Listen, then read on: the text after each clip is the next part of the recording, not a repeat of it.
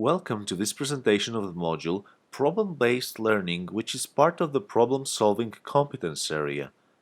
Here you will find the contents for this module. We will begin with a short introduction and address the learning objectives of this module. Then we will address problem-based learning. Afterwards, we will see some great tools which will help with this competence in the classroom. Do you ever feel like students struggle to recall what they learned ever since going online?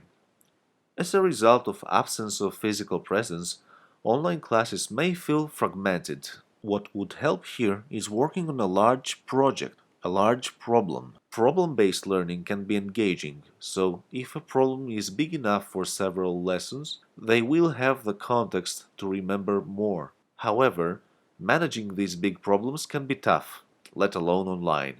For this purpose, students can use their digital tools to break down big problems into smaller, manageable chunks.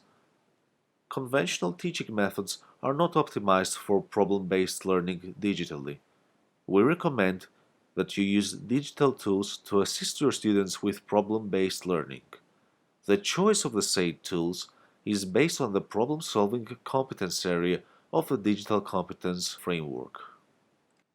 The learning objectives for this module are the following ones: to learn how to use digital tools for problem-based learning, to teach students how to manage complex problems and learn from them, and to maximize class engagement by creating a problem-based context for memorization and learning. So, what do we mean when we say that the module of problem-based learning is part of the problem-solving competence area? Problem-solving is transversal, meaning that it applies to every other competence area.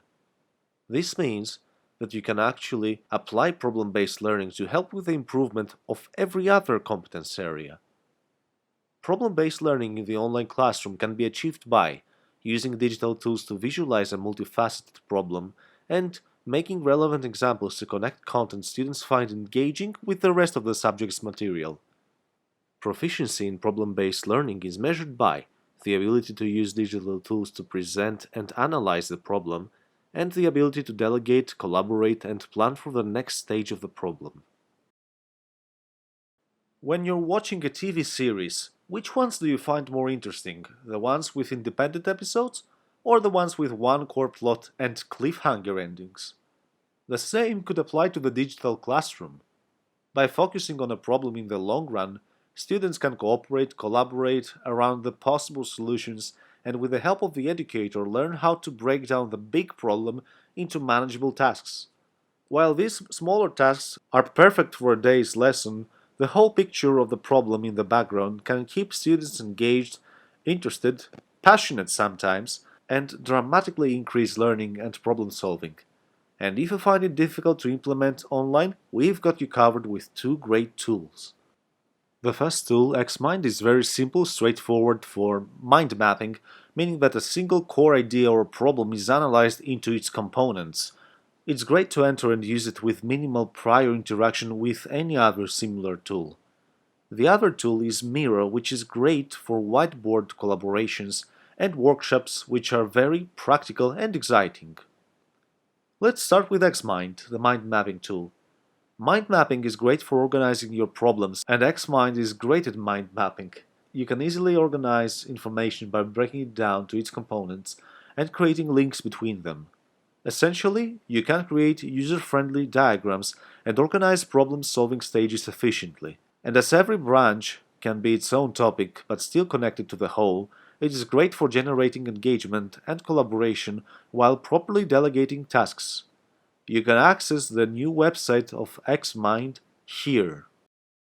For XMind, you do not necessarily need to create an account, but it certainly keeps things more organized.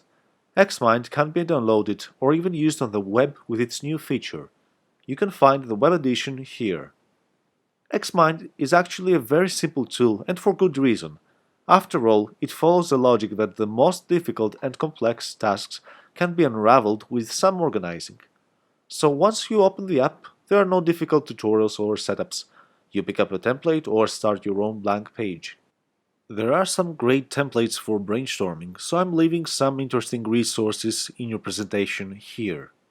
XMind also has a library category, which is more subject-oriented. Just look at that solar system diagram, for example. This is the main layout for every type of project that you will create.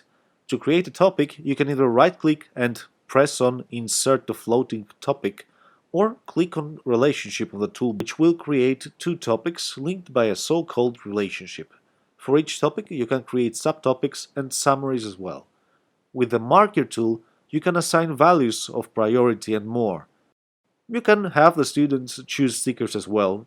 They really add a nice touch. And there's Pitch mode, which turns the mind map into a nice presentation, which is a great way to make a recap for the mind mapping process of the day. For more XMind resources, you can go to your presentation and click here and here. When should I upgrade XMind? You should upgrade to add mathematical equations, attachments, and audio notes. You should also upgrade to use custom themes, to remove watermarks, and for more file exporting options. You can check more about the premium plan of XMind in the following slides of this presentation. Let's move on to the second tool, Miro. Miro is a great tool for communicating ideas effectively online.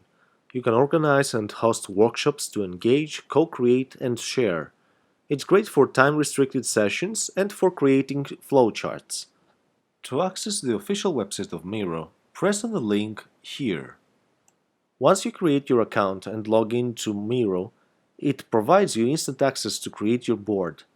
Check this resource for Miro here. There are many ready-made boards where you can play around and set it the way you like it once you find something that suits your approach in the first place. As you can see, it is possible to have a template which is inhabited by examples to guide your thinking as you create your own mind map. Check this nice resource for maps and diagrams here. Let's check the interface together. The left toolbar lets you access tools and settings to add features and elevate the quality of your creations. The export button allows you to create exports instantaneously in a myriad of formats, allowing you to be as versatile as possible. The Explore Apps and Integrations is a tool that allows you to connect your Miro board with other platforms for fast sharing and better flexibility. Check this link for participating in Miro. Now, the toolbar on the upper right has some premium features such as the timer, voting, and recording. You can choose notes to help your team understand how you organize the board, and you can click on Present to choose the way in which you want to present your ideas and let everyone know about your work. The vertical toolbar on the left is filled with simple tools to use, ranging from text and sticky notes to shapes, connection lines, and comments. The template tool has all the templates in one place for you to brainstorm or organize your workshop. Smart Drawing can be selected from the Pen tool and is great if you want to quickly create shapes in a free-form way. Check this great resource for Smart Drawing. When should you upgrade Miro? You should upgrade Miro if you want to have unlimited boards to work with. You should also upgrade if you want to have the voting feature for the classroom.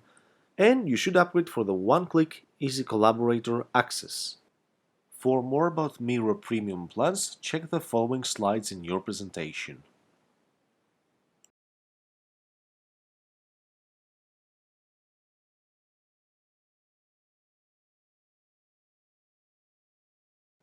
Let's take a moment and think how every problem is also an opportunity to work together and learn from it.